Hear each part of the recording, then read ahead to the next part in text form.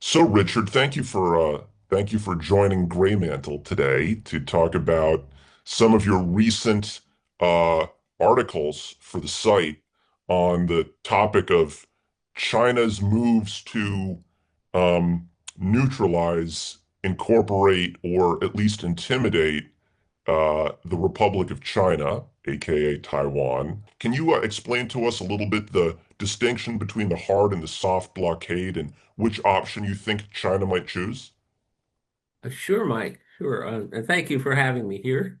The distinction will be, in most likelihood, as the Chinese uh, will have very little chance of um, justifying this to the world unless they start with a soft blockade, which is basically emphasis on their Coast Guard, their maritime militia, rather than the main warships of the People's Liberation Army Navy.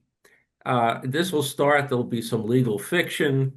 They'll start hindering traffic into Taiwan, which of course is extremely dependent for all its resources and material on imports, and its economy is of course based on exports.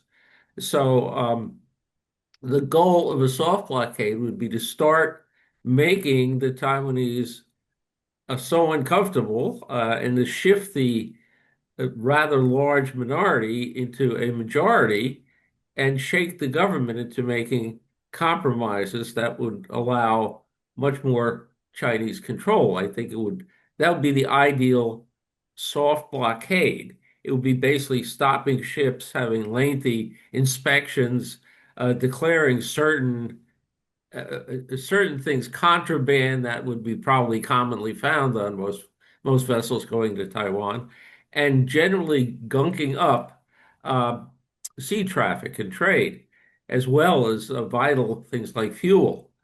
Um, and the goal would be to watch the Taiwanese government uh, either successfully maintain its resistance and its popularity or watch it shake and compromise.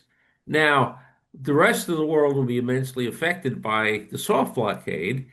The United States could not necessarily regard it as an act of aggression, or it would be less likely to mobilize our own population, which is iffy on defending Taiwan anyway, and certainly without overt violence, the the motivation for the government to our government to act would be very difficult to reach.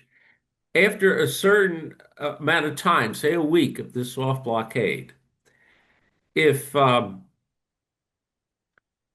things aren't going the way China wants them to, but the United States has not intervened in any major fashion, perhaps diplomatically, allies would not act without the United States' leadership. So China might make its threats to intimidate the Taiwanese.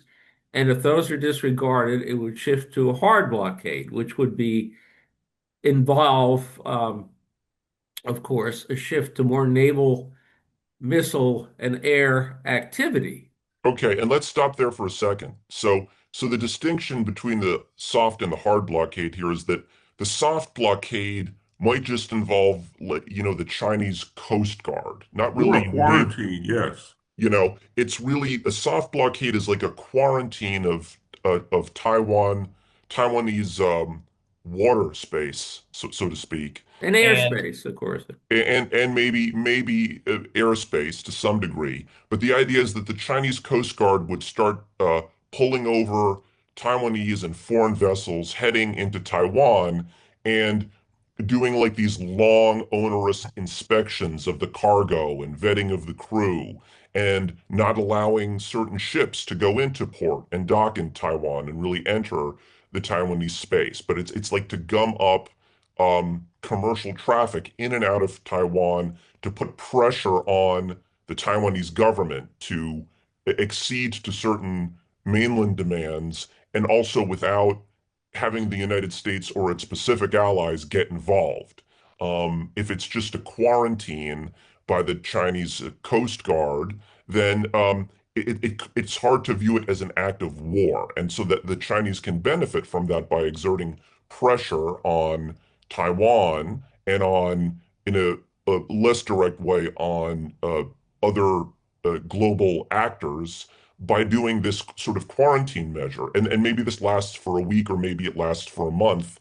But what you're saying is that if it doesn't go China's way, then China could conceivably shift to a hard blockade, which is really where the Chinese naval forces and air force get involved and really freeze all water traffic, all shipping traffic in and out of Taiwan, and even start taking some shots at Taiwan, like striking some of their defenses with the long-range missiles and things like that, right?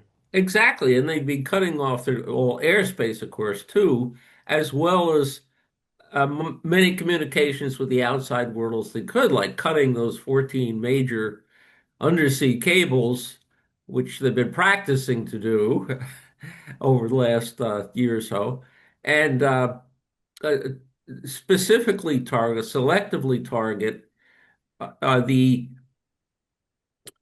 say, storage areas of food or fuel or uh, overt coastal defenses and things like this without doing terrific damage at first. But they would be applying military pressure as well as a complete cutoff of Taiwan.